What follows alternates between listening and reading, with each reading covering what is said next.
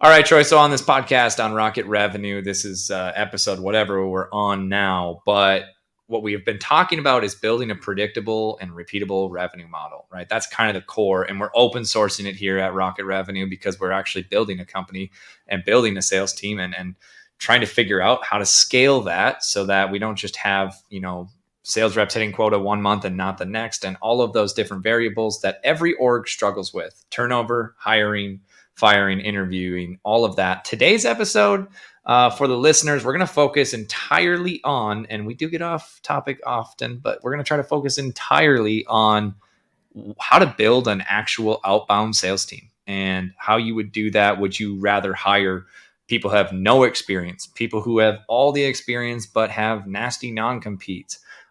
There's always risk, especially with Rocket Shipping, where we are building a freight brokerage and a software company in logistics. There's non-competes everywhere, so you almost always end up with very junior reps. But I'll just pose a question to you, Barter. Would you rather build a team with people who have the ability to sell but no industry experience and no real sales experience? Or do you only want to have bona fide killers come in and say, hey, learn our product and go dominate? It really depends on how complicated the product is. But if you're SMB to mid-market, you're not talking about a crazy sales cycle where you really need them to have all of this experience to be able to manage it for you to be able to trust them with pipeline. Then I'm more looking for people that exhibit the qualities that show that they can sell on outbound, which you'd said outbound sales team can handle rejection, no problem, perform well under pressure, and can learn. That's one of the big ones, because just because they can do all of those things, it doesn't mean that it's transferable unless they can learn, they've exhibited in their past that they've been able to pick things up, and also that they want to, like, they're excited about the new opportunity. So like, I don't have to hire someone that's an experienced sales professional, but I hire people that want sales to be their profession. Like, not someone like, oh, this is just gonna be a job for me. That's one of the largest, because that's how a lot of people view sales. Like, if they can't have that outlook of like, no, this is it, I treat this the same way a doctor treats being a doctor, then that's not who I'm looking for. There's a place for them at other spots, not in our orgs, that's for sure. Yeah, and I think that what one of my favorite authors and speakers is Jeb Blunt, and in Fanatical Prospecting, he talks about being a salespreneur, right? Owning your own book of business, owning your day, and acting like this is your business that you're building, and taking that type of mindset. I did that early on. I was commissioned only, which is the best type of sales role there is. But for those of us who love that side of life, a little bit of risk, a little bit of flair with it. But I think that, we're always looking, and I'm always looking for new hires in sales at Rocket, rather than saying, hey, you worked for our competitor and had a big book of business. I don't care if it wasn't built by that person, right? And so some companies have great products and anybody can kind of sell and build it as long as they have the leads and they're fed to them. But what I'm always looking for is somebody who can go out and find leads. And this isn't the method we're using now, but I like people who are able to find their own leads, hunt and kill. And then I don't want them to manage accounts and manage relationships necessarily. I want them to be able to go out cold and find a new business, convince them that we're valuable, and then bring them in.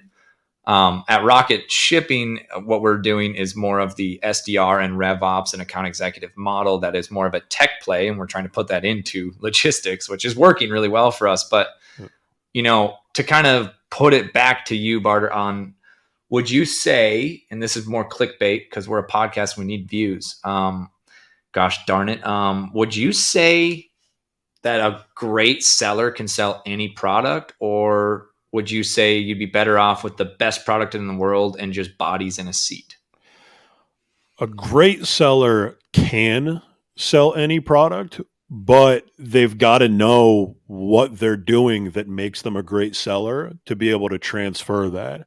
Mm-hmm. So it's easy for me because of my experience, also similar to you, 100% commission, going business to business, because the way that Sidcore worked is that they were an independent corporate licensee, and then they'd have a campaign, whether it be Verizon Fios, whether it be Quill Office Supplies, and there was a bunch of other ones that you went out and saw. But there was a chance where look, if Verizon isn't coming to the table and paying us the way that we want to get paid, that we're Quill Office Supplies the next week. And that's not like a pie in the sky, like extreme example. That's literally what happened. It's like, so we were selling Verizon one week, and the next week we were selling office supplies door to door. So the way that we were trained on how to sell was very formatted, very building blocks where you knew every step. And if you were selling Verizon one week, great. But if not, you're transferring effectively the same stuff from one thing to the next. And sure, you might add some veneers and some other stuff to it, but the foundation didn't really change that much. And I applied that through everything that I've ever done since. That was in 2008. So if you're a great seller for one product, that is not necessarily indicative that you're going to be great on another one, even if it's in the same industry. I've seen that where people go from one to the other and it's like, oh, you learned just through failure, like subconsciously, how to sell this product. You're incredibly comfortable at it. You're not willing to really change or grow or learn. You didn't think that you had to when you took the new job. And now, like, this is going to take a lot more work for you to be as good as you were before. And your ego is built up to you're the man or the woman where you were at before. And you're kind of hanging your hat on that. And now you're at a new spot and you built your ego the wrong way. I love reps with ego. I've got an ego. I think you do too. And that's you have to. You have to have an ego. People think that's a bad word. But, well, yeah, there's good and bad to every type of personality, but a salesperson has to have an ego because they get rejected all the time and they have to go home at night and still think they're the best at this, right? Yeah. Otherwise, you would hate sales. But there's always the flip side of that. And I think of it this way. Have you ever heard, the term I'm unemployable? Like, people have said, a lot of entrepreneurs on Twitter or anything, they'll be like, yeah, I was unemployable. I just want to state for the record, I'm very employable. I was an employee. I own my own business now and I'm running it. I was a model employee because I was who I needed to be to succeed in my career. And I had an ego and I believed in myself. But when I was at my previous stops, I was a great employee. I wanted to be the number one sales rep, but I also wanted my coworkers to enjoy working with me. I wanted to treat the ops team like they were just as important as sales. And that wasn't just because I was good at sales. Being good at sales is being a chameleon and being who you need to be. I think the flip side of the coin, and this is the part of the episode at Rocket Revenue where we actually open source Rocket Shipping and we say, here's what we've kind of failed at or I've failed at. I've seen reps come in who had an ego, and I've hired and fired several people over the last 3 years, right? I mean, we can't always get it right. And sometimes I'm wrong and I fire the wrong people. And I talked about this in the podcast the other day, but I fired a sales rep. This is off topic, but I fired him and then he, left and we changed our model. And then I've brought in Barter since and I rehired him. And now he's one of our top producing reps. Same exact guy. So I was wrong. So I'm not always right about this stuff. I never can be. But there's been reps at Rocket that have had egos to the point where they don't even want to be seen as sellers because they want to be seen as more than sales. And I think there's a misconception on what ego means. Ego is a belief in self. But if you believe in yourself, you should believe that you can influence others for the greater good, not just that you're better than others. And so there's a fine line that every seller rides. I've seen the bad sides of that.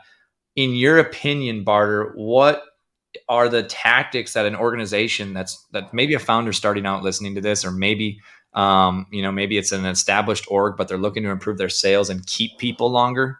How do you combat a seller's ego and give them a big enough target without them thinking they can just do this on their own? How do you retain that type of talent and make it work for the org, not the seller?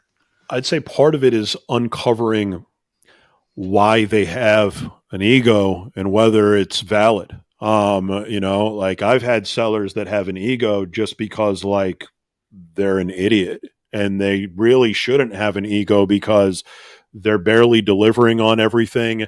It's like delusion, but delusion can be a good thing, but it's the bad version where it's like, oh, well, I'm great. And if I'm not selling well, then it's the fault of the product and the company and the prospects and everybody but me because I'm so good. Like, Yeah. that's not the ego I'm looking for. What I'm looking for is, no, I'm great. And I'm great because I do what it takes to be great and I never stop.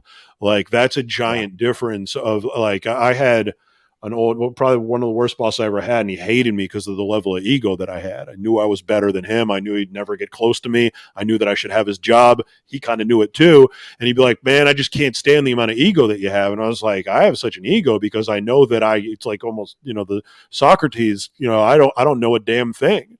But I know that I'm willing to work harder to learn the things than anybody else that's here, and I'm continuously learning them, so no one can pass me. Yeah.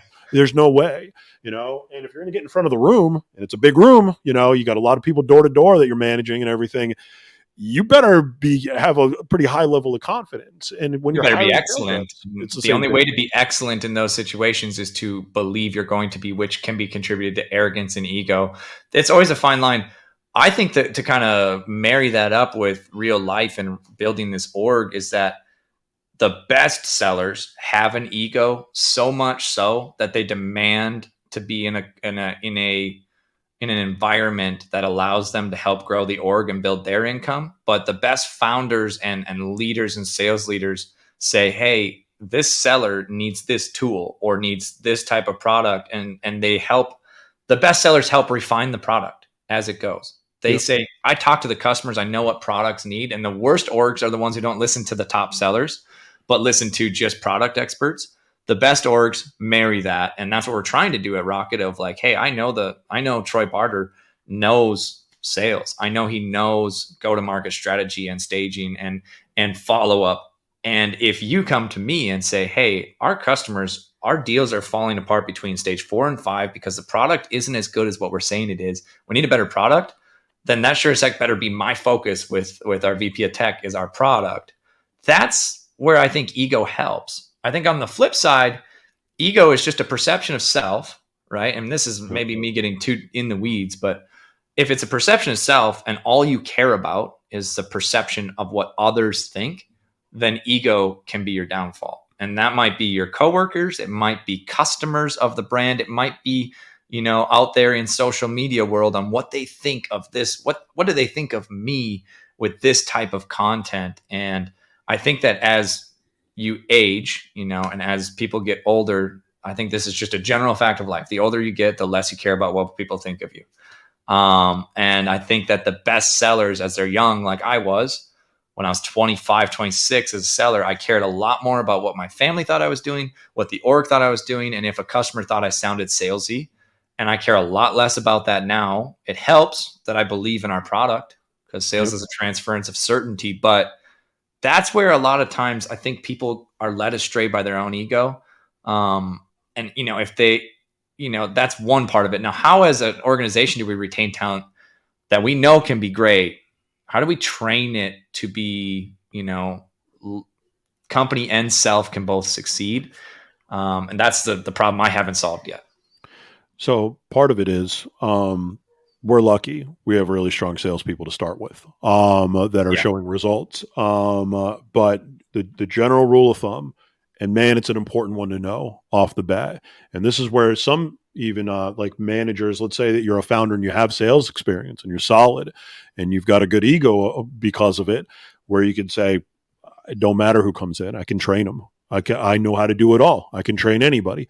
Yeah. Recruiting beats training every day of the week. Stellar recruiting. Say that once again. Recruiting beats training every day of the week. If you recruit stellar recruits, they will outperform someone that's mid-level that you put with the best sales trainer on the planet, because that's just a fact of life.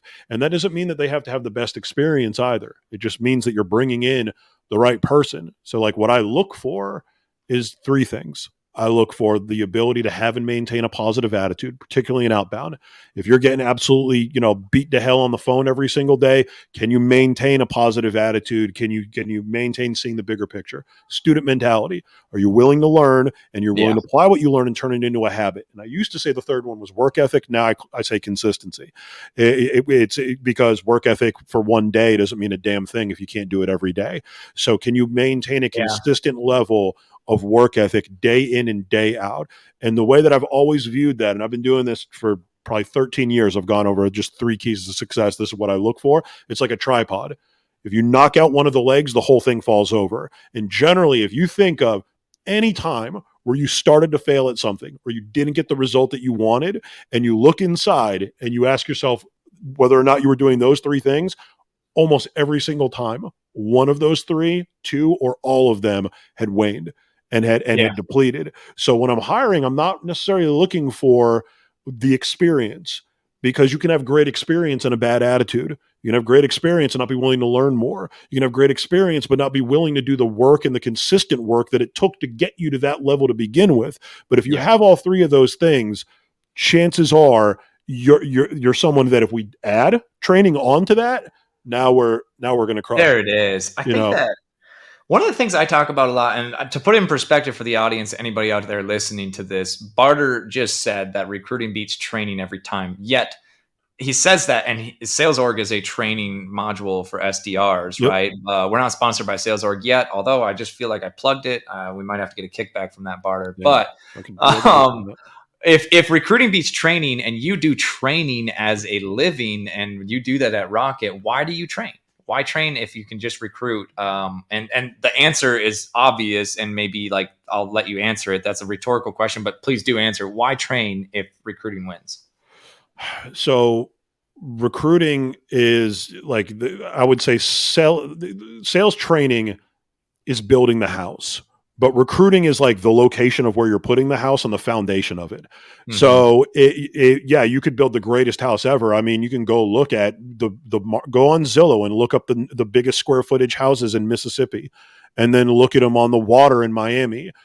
The prices are going to be insanely different. My wife hits me with them literally every day. Like, yo, we work remote. If we just went to this state that I've never been to before, we'd have the most amazing house on the planet. And it's like, yeah, fair enough. But like, I'm not really interested in going there. Like I want both. So I Yeah. want the best foundation and the best location that puts me in the best position to be able to get the largest return on my investment. And then I want to have the best house builder and I want to build the best house on it. If you do Yeah. both of those, that's what's going to net the largest return. You can get away with doing one or the other, but obviously, which one is going to help you better long term? The better foundation and location, or the house that you build? You know, like you kind of need both, but the foundation is pretty important. You got to crack in the foundation, you're in deep trouble.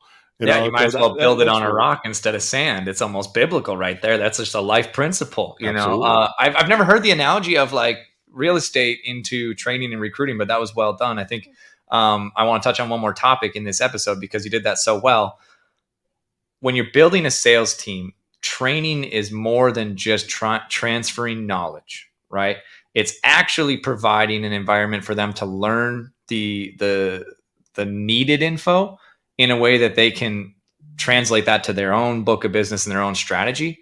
And I only say that with authority because I tried to transfer knowledge from my brain into my sales team's brain for 2.5 years. And it did not, there's like, you could say it diluted a bit, but no, it wasn't even just that it diluted. It was that I don't know how to get info out of my head into somebody else's. And I think the last question I'll pose you is, every org that I've ever worked at and every org that anybody that I know has worked at has a top seller and has a couple of stars. And the first thing that people say is go latch onto the stars. And that is very good advice. Latch onto them and learn what you can.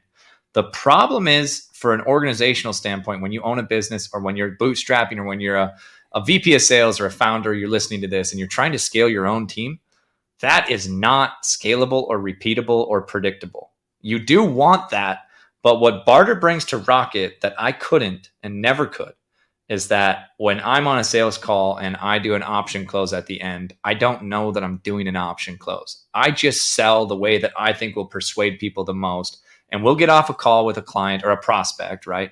And you'll call me and we'll talk and debrief, and you'll say that was a really, really nice option close on the trial versus this instead of XYZ. And then you say, and you did this other method, and you start pulling out things that I was doing that I had no idea I was doing. And so if we could clip this up, and this could be its own segment, its own episode for sure, but what is your opinion on how do you get the top sellers knowledge into the junior reps brains repeatedly and predictably without just saying sit next to them in the room. We're a remote culture these days. That's a problem facing every org in the US, no matter how big or small. How do you reproduce top sellers? You pick their brain too, and you develop a playbook. There it is. Is really because you're kind of taking your listen. You can learn through osmosis for sure, and you can put like a newer rep that's really motivated with a top rep, and they can learn things. But like you're kind of like you're not doing anything to foster the growth there or ensure that it's going to happen just because they ask for advice and just because they're on some calls doesn't necessarily mean that they're going to know how to replicate that. You have to identify the building blocks of what's working so you can repeat it. I can tell you a quick story on that one of how we did that at Panda I Doc. like stories. I Yeah. do like stories. Here we go. Two of the top reps, closer and a SDR, so Luke Ruffing and Jed Marley, figured out that they could land deals that were bigger and would close faster and were not even in our CRM through outside prospecting. So they would generally be able to find something that was maybe closing on inbound or something that maybe someone like got lucky and ran into something and it closed on outbound, but they were looking at the stuff that was closing and finding stuff that was, oh, this could be a hot lane that no one else is in that we could go after. So it started to work really well. And they figured out like two different lanes and both hit back to back. And it was like leading to us like 10xing the outbound revenue from one year to the next. So I got with both of them and I was like, what are you looking for in these opportunities so we can replicate it and find more of them? And there was three things that we were able to drill it down with. And I had to ask them a lot of questions, figure it out, and then I built a playbook around it, which was number one, they were looking for opportunities where it was a really good product market fit, square peg in a square hole. Like we did not have to, for example, like you were saying, they didn't have to go to the product side and say, hey, we need to build something out for this. We didn't need to do any extra stuff. It was a very clean deal, perfect fit, or as perfect as possible. The next thing that we're looking for is the level of excitement when we signed them up. Like how pumped were they about it? We were just on a call for Rocket Tech earlier in the week. And I was like, man, if we had extra time and didn't have other meetings, I think we could have closed it right now because this dude is pumped about it. Like this is one where it's like, all right, that's exactly what we were looking for. Like there's a level of excitement. He's selling us on how much he's going to love using this.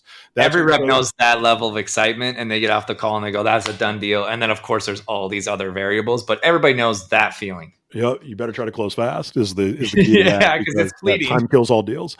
And then the third thing was it in an underserved industry or an underserved region? So for example, we might be crushing it at schools in New England. Has anyone even tried the West Coast? Like, are we over there now?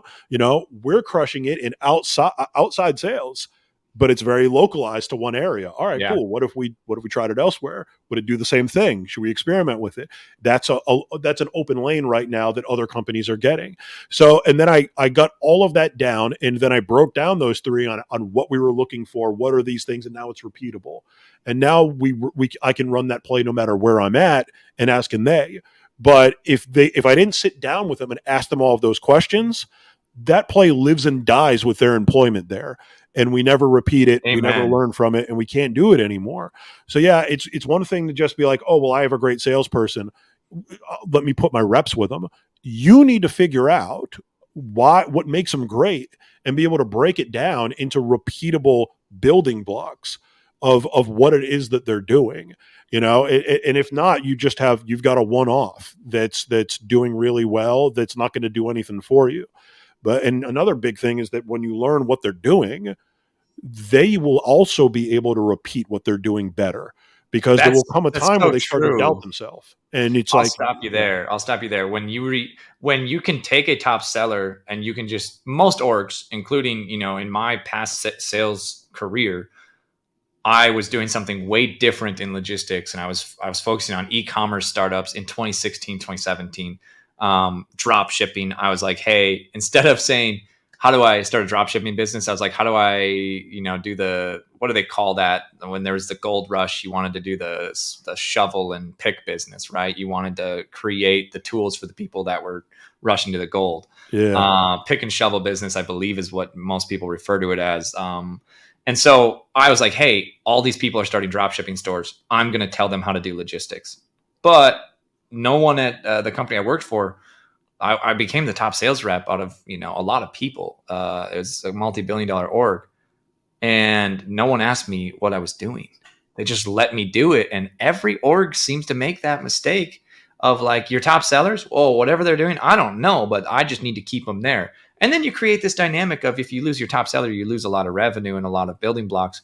And I was a founder-led sales company, Rocket Shipping. We were founder-led sales. So we're replacing right now, as we're recording this episode today, we're replacing me at Rocket with other sellers and trying to replicate what I was doing in sales for everybody else. I had never figured it out. Barter is very close to figuring it out and implementing it with us. So 2 takeaways from that. Every org, from a founder perspective or business owner or CEO or C-suite, every org is liable to their top seller doing 80% of the revenue, or their top 10, 80-20 rule. Yep. Every org's liable to that. So that's not predictable, repeatable revenue if you lose people. So you have to fix that problem. You have to replicate the top seller. And then second is that will make the rest of the org better by replicating what the top seller is doing. And that's cool.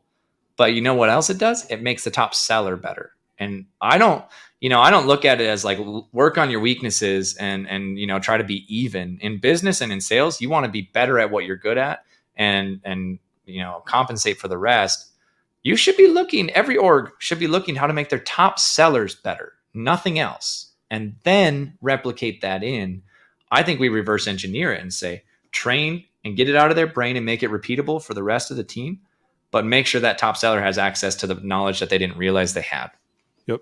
If you're hiring for salespeople, you probably already landed a couple of sales at the very least, right? So you should already, within yourself or whoever landed those sales, all right, why did that happen? Why did that good thing happen? Why did we get the deal in? How do we repeat it? And how do we make it scalable?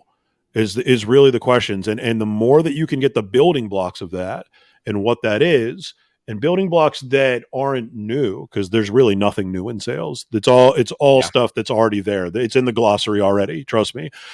So the more that you get familiar with that, the more that you can then, when you go to hire, all right, cool. I know that the way that we sell is it's highly transactional. We do this and then we do that. We don't really need to get a champion. And I'm just giving an example. This isn't Rocket necessarily. What we're really looking for is somebody that can do a certain amount of activity. They know how to go for the close quickly, and they know how to dispatch a TBI. That's what worked really well on the deals that we got. That's what I'm looking for. All right, cool. Now you can ask those questions. Give me an example of times that you've done these things. And now you know that person probably is going to fit into the system that you've already built without realizing that you built it, on the things that you already have exhibited lead to a close in your business. And then, you hire for those 3 things: attitude, student mentality, consistency, and their work ethic. You find all those things, you're good to go. So if I can button this topic up, I'm going to bring it all the way back to ego and top sellers. And the reason that I think the original topic was, how do you build a sales team and make it predictable and repeatable? And the answer is top sellers, but there's a caveat of who's a top seller, right? Is it the people that have an ego because of what they've accomplished, but it wasn't their own work, right? They maybe worked in the best product and the best org for the biggest company, and they were willing to do the work. And so they were really successful. But for most of the people listening, you work at startups or you run startups. That's not the case always. So when you're hiring and building a sales team for the first time, or maybe the third time, depending on how many iterations you go through, you have to consider, and a lot of people call it culture, right? And that's kind of the buzzword, is like, how do they fit with the team and culture? I don't think of it as much of culture as I do. It's just, what type of ego is it? If it was earned ego and they can help me improve and they can help the organization improve, I'm good with ego, and you got to have it. To button that up, you want top sellers. I think the number one job you have is to make sure whatever the top seller is doing, the other members in the org, salespeople, have access to that knowledge. The osmosis effect is old school and it still works, but the new way to do it is training. And then you get another top seller, and I'll just put the last little button on this, Barter. What did you say was better than training in the beginning of the episode? Recruiting beats training. Well, how do you recruit time. better? You know what I would say is the best recruiting tool for building a sales team? Success and building a brand. And saying, and obviously making money in all the comp plans in the world. But if you have top sellers that have stayed for long periods of time, other top sellers want to join, because every org loses top sellers. And if you have cracked the code, if we crack the code and say, hey, we can bring in ego driven people, but mold them into a system where they can help improve our product, they can succeed. But when they succeed, the organization does, align incentives, all of that, then you can recruit. And so it's like chicken or the egg. I think you have to do both at once. And in an effort to maintain our open sourcing rocket revenue, rocket shipping, we are in the process of trying to keep top sellers, but have them assimilate into our organization and our culture and be able to be successful. Right now, the experiment, and we failed at it, to be honest. I haven't ever kept the big egos, and it's not my fault. I'm not going to take the blame for that. And it is odd that I'm sharing all this info because I'm just talking about rocket shipping and how we're building it. I've had turnover in VPs of sales and that type of position. And it's because I'm founder-led sales, but also because I hadn't created an environment where our top seller, which is me or has been, is repeatable into other sellers.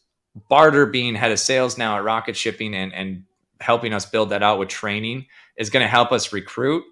So stay tuned for more episodes. We're actually trying to solve that problem, which is, how do you replicate your top sellers? We're in a unique position because I own the company. So I'm here for the long term. I'm going to try to replicate myself into others. Barter is very effective at it, but it's going to take more than that. It's going to take rev ops. It's going to take marketing. It's going to take everything, because turns out the more customers you have, the easier it is to find product market fit and to be able to replicate all of the things. The more deals you work on, the more meetings you have. Ego, training, and recruiting and top sellers all go together. We do not have it all figured out. This podcast is not how to dominate at sales like a lot of them out there. And we're not going to sit down and pick apart like why SDRs suck or why AEs suck or anything like that. But what we're trying to do with this podcast is just say, hey, somebody needs to talk about what it takes to actually build a sales team and how hard it can be to keep people, to train people, and to have them move up and be successful, all while being able to bootstrap a business and afford it, because we don't have a printer of money from a VC company either. And so I'll end the episode with this. We are not only going to talk about topics like this. If you're listening to this episode, our previous couple of episodes, we talked about staging. We're going to go real tactical as well. The third thing we're doing with this is we're going to interview go-to-market leaders, hopefully some really big names that we have in mind, and I hope that we can attract them. But we're not going to ask them like, hey, why is sales better than marketing? Or can you tell me how to build a career in sales? I want to interview people on this show, and so does Barter, that have done it for large orgs. Maybe they're running large orgs. And I'm going to ask them the hard questions that I'm experiencing. How did you solve the ego problem with your top sellers? How do you go about firing a seller and making sure your org is safe after that? How do you compensate sellers once they've already wrecked a comp plan? All of those difficult questions that we already kind of know the answers to, but we'd like to see from the bigger companies. That's what I'm hoping we find out, along with tactics, strategies that are actually valuable if you're building a team, if you're building a company.